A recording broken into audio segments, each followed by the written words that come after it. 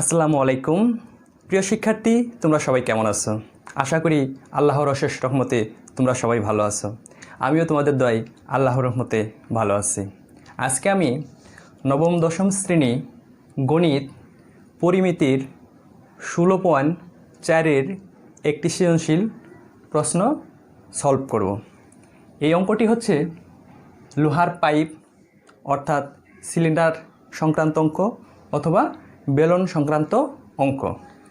এই অঙ্কটি সলভ করার আগে আমাদের 4টি সূত্র অবশ্যই জানতে হবে। সূত্র 4টি হচ্ছে ভূমির ক্ষেত্রফল, বক্রপৃষ্ঠের ক্ষেত্রফল, সমগ্র তলের ক্ষেত্রফল, আয়তন। তাহলে চলো আমরা প্রথমেই সিলিন্ডার সংক্রান্ত যে সূত্রগুলো আছে সেগুলা জেনে নেই। প্রিয় শিক্ষার্থী, তোমরা আমার হাতে একটি সিলিন্ডার দেখতে পাচ্ছ। আমার হাতে একটা কি দেখতে পাচ্ছ? সিলিন্ডার। সিলিন্ডার বা লোহার পাইপ বলো বা বেলন বলো, এটার দেখো এখানে প্রথমটি হচ্ছে ভূমির ক্ষেত্রফল। ভূমির ক্ষেত্রফল বলতে কি বোঝায়? মনে করো আমি এই সিলিন্ডারটা ভূমির ভিতরে রাখলাম। এটা তো ভূমি না, এটা হলো হাত। ধরলাম, আমার হাতটাই এখন কি ভূমি। যখন এটা ভূমিতে রাখলাম তখন ভূমির ভিতরে এই সিলিন্ডারটি বা বেলনটি বা লোহার পাইপটি দেখো একটা বৃত্ত তৈরি করছে। ভূমির ভিতরে একটা কি তৈরি করছে? বৃত্ত। তার মানে এই যেখানে যে একটা বৃত্ত, এই বৃত্তটাই কিন্তু তোমার ভূমির ভিতরে কি তৈরি করেছে। তাহলে এই বৃত্তের ক্ষেত্রফল মানেই ভূমির ক্ষেত্রফল। এই বৃত্তের ক্ষেত্রফল মানে কি? ভূমির ক্ষেত্রফল। আমরা জানি কি বৃত্তের ক্ষেত্রফল কি? পাই আর স্কোয়ার। অর্থাৎ ভূমির ক্ষেত্রফল হচ্ছে কি? পাই আর স্কোয়ার। তার মানে সিলিন্ডারের ভূমির ক্ষেত্রফল কি? পাই আর স্কোয়ার। এখন দেখো দ্বিতীয়টি হচ্ছে বক্রপৃষ্ঠের ক্ষেত্রফল। কিসের ক্ষেত্রফল? বক্রপৃষ্ঠের ক্ষেত্রফল। বক্রপৃষ্ঠ বলতে কোনটা বোঝায়? এই একটা তোমরা সিলিন্ডার দেখতে পাচ্ছ। এই সিলিন্ডারের এই পুরাটুকুর যে ক্ষেত্রফল, সেই ক্ষেত্রফল হচ্ছে কি? বক্রপৃষ্ঠের ক্ষেত্রফল। এখন দেখো আমি এখানে তোমরা দেখতে পাচ্ছ এই পুরাটুকের দৈর্ঘ্য, এই পুরাটুকের দৈর্ঘ্যই হচ্ছে পরিধি। এটা একটা দেখো বৃত্ত তৈরি হয়েছে। কি তৈরি হয়েছে? বৃত্ত তৈরি হয়েছে। তাহলে এই বৃত্তের যে পরিধি সেটা হচ্ছে কি? 2 পাই আর। আর দেখো এই সিলিন্ডারটির উচ্চতা ধরলাম এইচ। উচ্চতাটা কি? এইচ। তাহলে দেখো এই সিলিন্ডারটিকে যদি আমি এখানে কেটে দেই, সিলিন্ডারকে এখানে যদি কেটে দেই, তাহলে দেখো তো কি হয় এটা। তাহলে তোমরা দেখতে পাচ্ছ এই সিলিন্ডারটি একটি আয়তাকার ক্ষেত্র হয়। সিলিন্ডারটি একটি কি হয়? আয়তাকার ক্ষেত্র। তার মানে এই আয়তাকার ক্ষেত্রের ক্ষেত্রফলই হচ্ছে বক্রপৃষ্ঠের ক্ষেত্রফল। আবার বলতেছি, এই আয়তাকার ক্ষেত্রের ক্ষেত্রফলই হচ্ছে এই সিলিন্ডারের বক্রপৃষ্ঠের কি? ক্ষেত্রফল। তো তাহলে আয়তাকার ক্ষেত্রের ক্ষেত্রফল কি বলো তো? দৈর্ঘ্য গুণন প্রস্থ। এখানে দৈর্ঘ্য কত বলো তো? এটা যদি দৈর্ঘ্য ধরি 2 পাই আর, প্রস্থ কত? এটা এইচ। তাহলে দৈর্ঘ্য গুণন প্রস্থ। তাহলে দৈর্ঘ্য যদি 2 পাই আর হয়, প্রস্থ যদি এইচ হয়, তাহলে এটা দ্বারা এটা গুণ করলে কত হয় বলো তো? 2 পাই আর ইন্টু কত? এইচ। তাহলে বক্রপৃষ্ঠের ক্ষেত্রফল কত পেলাম? 2 পাই আর এইচ। এখন দেখো সমগ্র তলের ক্ষেত্রফল। সমগ্র তলের ক্ষেত্রফল বলতে কি বোঝায়? এখানে দেখো এই সিলিন্ডারটির এটা একটা তল, এটা একটা বৃত্ত, এটা একটা বৃত্ত। তার মানে এই বৃত্তের ক্ষেত্রফল, এই বৃত্তের ক্ষেত্রফল প্লাস বক্রতলের ক্ষেত্রফল, এই তিনটার যোগফল হচ্ছে সমগ্র তলের ক্ষেত্রফল। তাহলে দেখো সমগ্র তলের ক্ষেত্রফলটি হচ্ছে, দেখো তাহলে সিলিন্ডারটির উপরে এই ক্ষেত্রফল হচ্ছে পাই আর স্কোয়ার, এই ক্ষেত্রফল হচ্ছে পাই আর স্কোয়ার। আর এই বক্রতলের ক্ষেত্রফল কত পাইছি আমরা বলো তো? 2πr/h।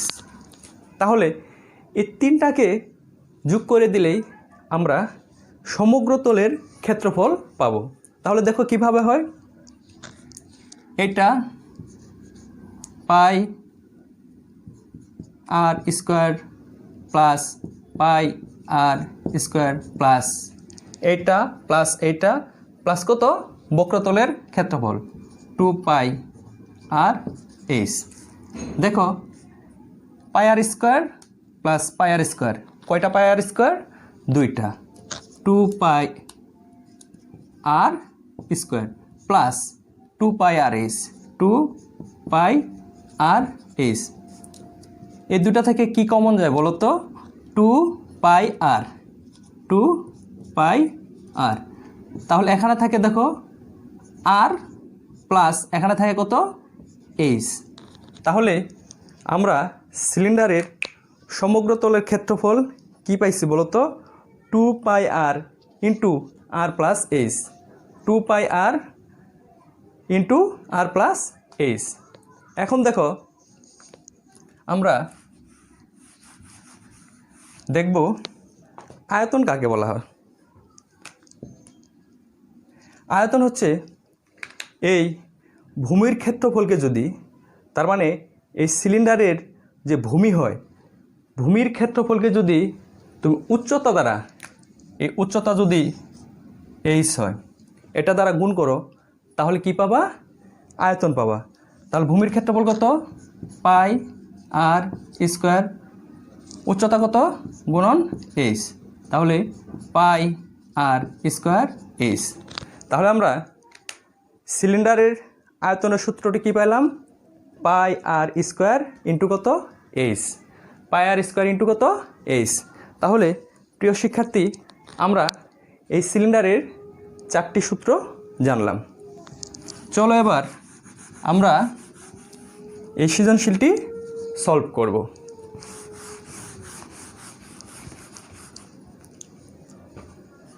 তোমরা দেখো সৃজনশীলটি হচ্ছে, একটি লোহার পাইপের ভিতরের ও বাইরের ব্যাস যথাক্রমে 8 সেন্টিমিটার ও 10 সেন্টিমিটার এবং পাইপের উচ্চতা 4 মিটার।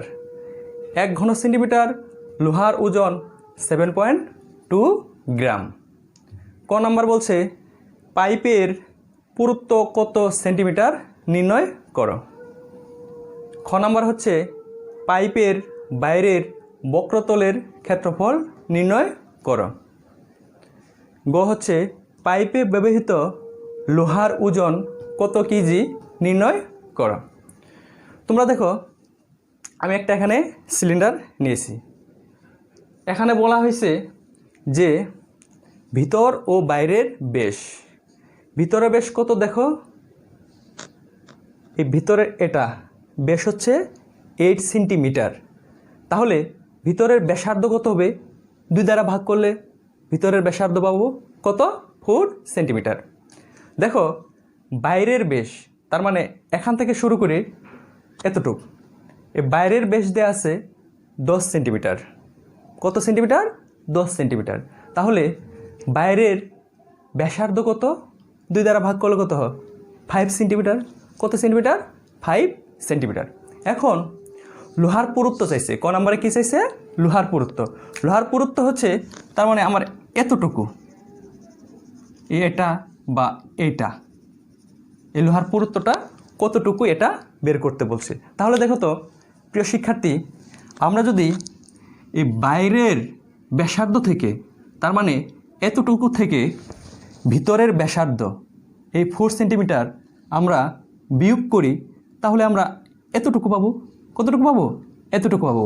অর্থাৎ এতটুকুই হচ্ছে পাইপের পুরুত্ব। এতটুকু হচ্ছে কি? পাইপের পুরুত্ব। অর্থাৎ এই 5 সেন্টিমিটার থেকে 4 সেন্টিমিটার বিয়োগ করলে কত সেন্টিমিটার থাকে? 1 সেন্টিমিটার থাকে। এই 1 সেন্টিমিটারই হচ্ছে পাইপের পুরুত্ব। 1 সেন্টিমিটারই কি? পাইপের পুরুত্ব।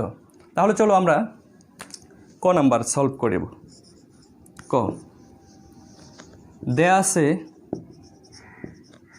দেয়া আছে পাইপের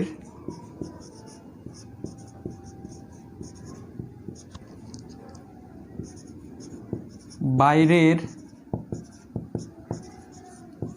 ব্যাস সমান 10 সেন্টিমিটার। সুতরাং পাইপের বাইরের ব্যাসার্ধ কত হবে বলো তো? 2 দ্বারা ভাগ করলে কত হয়? 10/2 সেন্টিমিটার সমান কত? 5 সেন্টিমিটার। এবং ভিতরের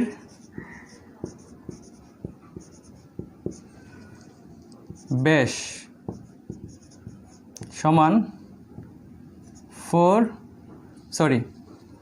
8 সেন্টিমিটার।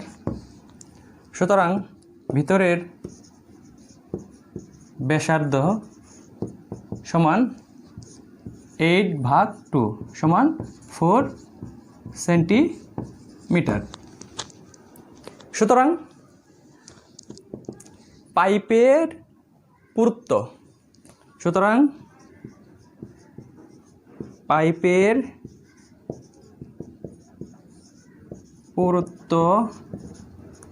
সমান কি করব এখন বলো তো? বাইরের ব্যাসার্ধ থেকে ভিতরের ব্যাসার্ধ বাদ দিব, সমান 5 মাইনাস কত? 4 সেন্টিমিটার সমান 1 সেন্টিমিটার। এটাই অ্যান্সার। প্রিয় শিক্ষার্থী, আমরা ক নাম্বার পাইপের পুরুত্ব কত সেন্টিমিটার পেয়েছি বলো তো? 1 সেন্টিমিটার। এখন দেখো আমরা খ নাম্বারটা সলভ করব।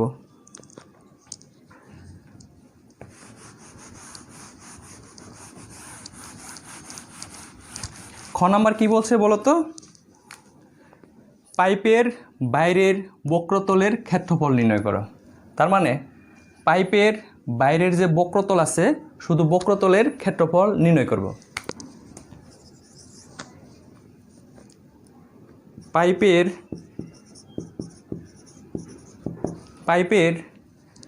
বাইরের ব্যাসার্ধ বলতো, পাইপের বাইরের ব্যাসার্ধ কত দেয়া আছে? 5 সেন্টিমিটার। কত সেন্টিমিটার? পাইপের বাইরের ব্যাসার্ধ 5 সেন্টিমিটার।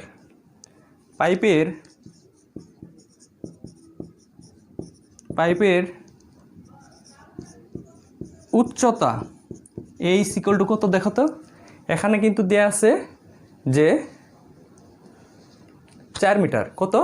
4 মিটার। প্রিয় শিক্ষার্থী দেখো, আমার এই ব্যাসগুলা দেয়া আছে সেন্টিমিটারে, কিন্তু উচ্চতা দেয়া আছে কিন্তু মিটারে। তাই সবগুলা একক এক ফরম্যাটে নিয়ে যেতে হবে। এগুলা সেন্টিমিটার আছে, অতএব আমি উচ্চতাটাকেও কি করব? সেন্টিমিটারে নিয়ে যাব। তাহলে উচ্চতা সমান 4 মিটার সমান, মিটার থেকে সেন্টিমিটারে নিয়ে গেলে 100 দ্বারা কী করতে হবে? গুণ করতে হবে। 4 × 100, এবার কি হলো? এটা সেন্টিমিটার সমান 400 সেন্টিমিটার। তাহলে পাইপের বাইরের ব্যাসার্ধ পাইছি, পাইপের উচ্চতা পেয়েছি। সুতরাং পাইপের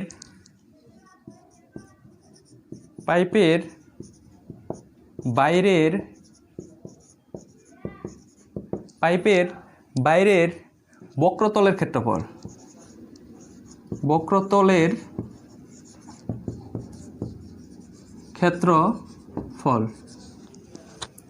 কত হবে বলো তো? বক্রতলের ক্ষেত্রফল কত? আমরা জানি 2πr/h।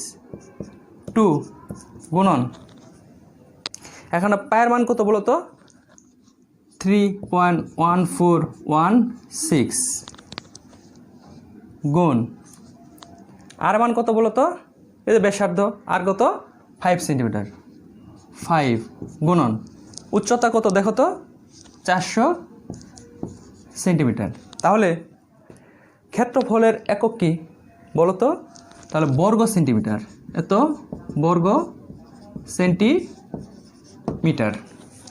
এগুলা গুণ করলে দেখো কত আসে প্রিয় শিক্ষার্থী। 2 গুণন 3.1416 গুণন 5 গুণন 400 ইকুয়াল 1256614 বর্গ সেন্টিমিটার। এটাই হচ্ছে অ্যান্সার। এটা কি অ্যান্সার? প্রিয় শিক্ষার্থী, এখন আমরা গ নাম্বারটা সলভ করব।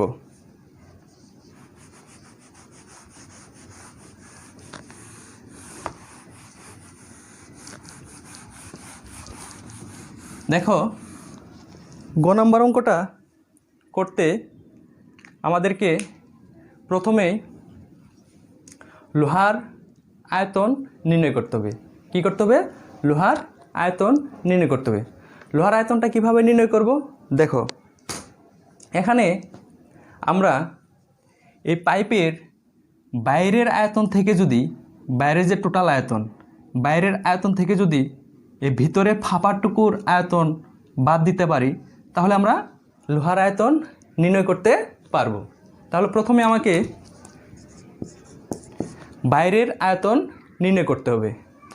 দেয়া আছে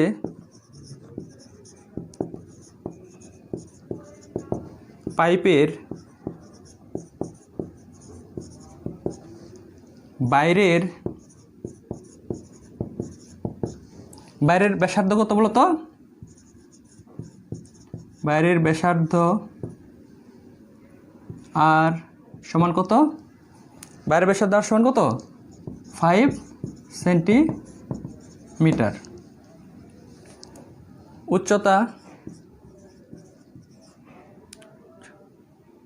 উচ্চতা কত? H equal 400 centimetre. সুতরাং বাইরের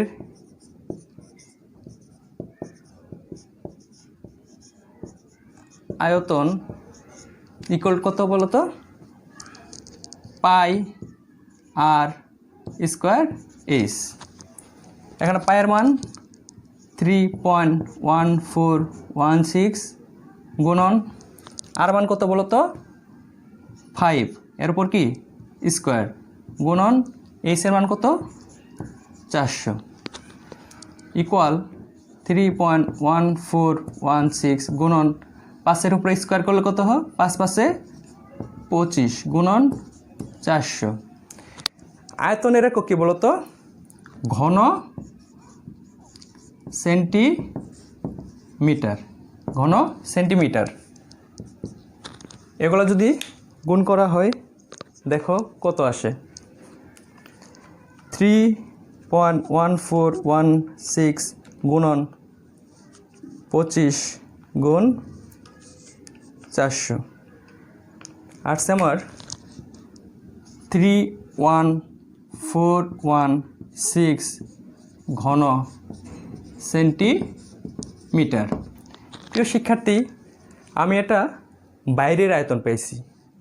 কোনটার আয়তন পাইছি? বাইরের আয়তন। এখন আমরা ভিতরের আয়তন নির্ণয় করব। কোনটা নির্ণয় করব? ভিতরের আয়তন।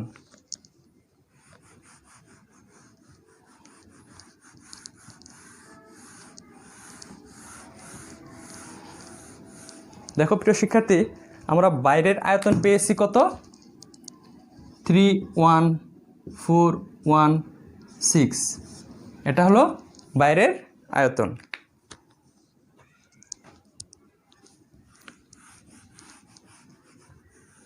এবার আমরা ভিতরের আয়তন নির্ণয় করব। ভিতরের ব্যাসার্ধ কত বলো তো? ভিতরের ব্যাসার্ধ, এই যে দেখতে পাচ্ছ ভিতরের ব্যাসার্ধ হচ্ছে r ইকুয়াল 4 সেন্টিমিটার এবং উচ্চতা কত দেয়া আছে? উচ্চতা h ইকুয়াল কত? 400 সেন্টিমিটার। সুতরাং ভিতরের আয়তন ইকুয়াল পাই আর স্কোয়ার এইচ। পায়ের মান কত? 3.1416 গুণন আর মান কত বলো তো? 4। 4-এর উপরে কি? স্কোয়ার গুণন এইচ এর মান কত? 400। এত ঘন সেন্টিমিটার ইকুয়াল, এটাকে গুণ করো 3.1416 গুণ 16 গুণ 400 কত পাইছি বলো তো? 20106.24 ঘন সেন্টিমিটার। তাহলে আমরা ভিতরের আয়তন কত পাইছি? 20106.24 ঘন সেন্টিমিটার। এখন আমরা লোহার আয়তনটা কেমনে পাবো বলো? বাইরের আয়তন থেকে যদি ভিতরের আয়তন বাদ দেই তাহলে আমরা এই লোহার আয়তনটা পাবো। তাহলে লিখব, সুতরাং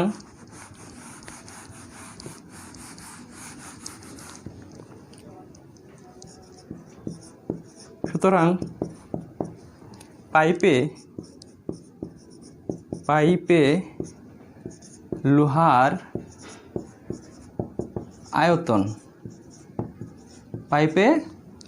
আয়তন, বাইরের আয়তন থেকে ভিতরের আয়তন কি করব?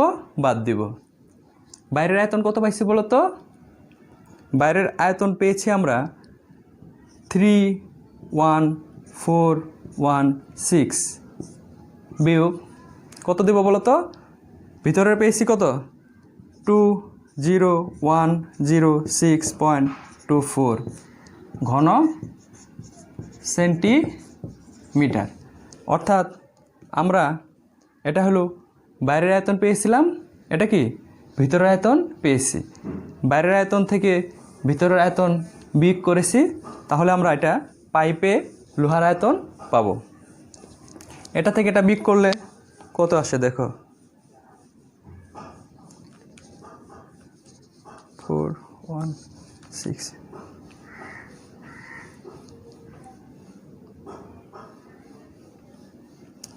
11309.76। প্রিয় শিক্ষার্থী, এটা তোমরা দেখো। এখন এটা হলো লোহার আয়তন।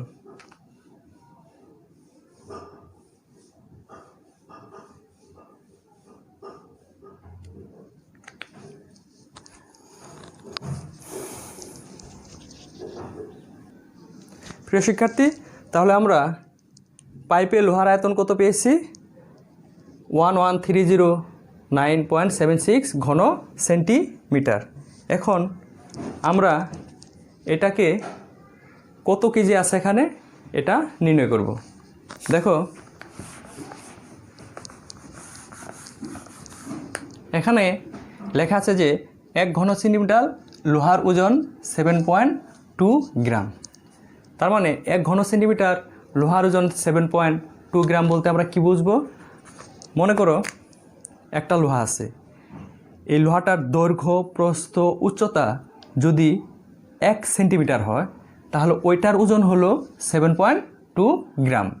তাহলে 1 ঘন সেন্টিমিটার লোহার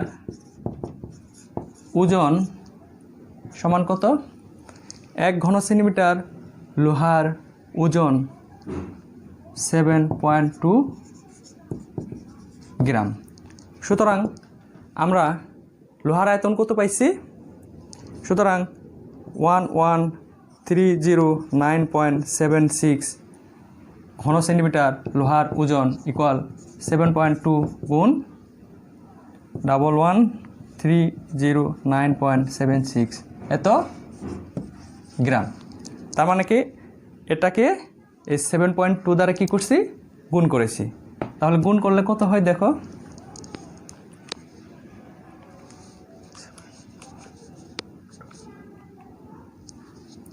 814330.272 গ্রাম। যেহেতু এটা কেজিতে নির্ণয় করতে বলেছে, অতএব এত গ্রাম বের হয়েছে। এটাকে আমরা কেজিতে যদি কনভার্ট করি তাহলে 1000 দ্বারা ভাগ করতে হবে। 814330.272 ভাগ কত, 1000। এটা কি হলো এবার, কেজি। কি হয়েছে, কেজি, কারণ 1000 দ্বারা কি করছি, ভাগ করছি। এটাকে 1000 দ্বারা ভাগ করলে কত হয় দেখো, 81.43 কেজি। তাহলে আমার এই লোহার পাইপে টোটাল কত কেজি লোহা আছে বলো তো, 81.43 কেজি। এটাই হচ্ছে অ্যান্সার। প্রিয় শিক্ষার্থী, এখানে তোমাদের কোথাও বুঝতে সমস্যা হলে অবশ্যই আমাকে কমেন্ট বক্সে কমেন্ট করবা। আর প্রিয় শিক্ষার্থী, এই করোনা মহামারীর মধ্যে তোমরা সবাই সুস্থ থাকো, এই কামনা করে আজকের মতো আমার লেকচার এখানে শেষ করছি। পরবর্তী ক্লাসে আবার তোমাদের সঙ্গে দেখা হবে। আসসালামু আলাইকুম, সবাই ভালো থাকো, সুস্থ থাকো।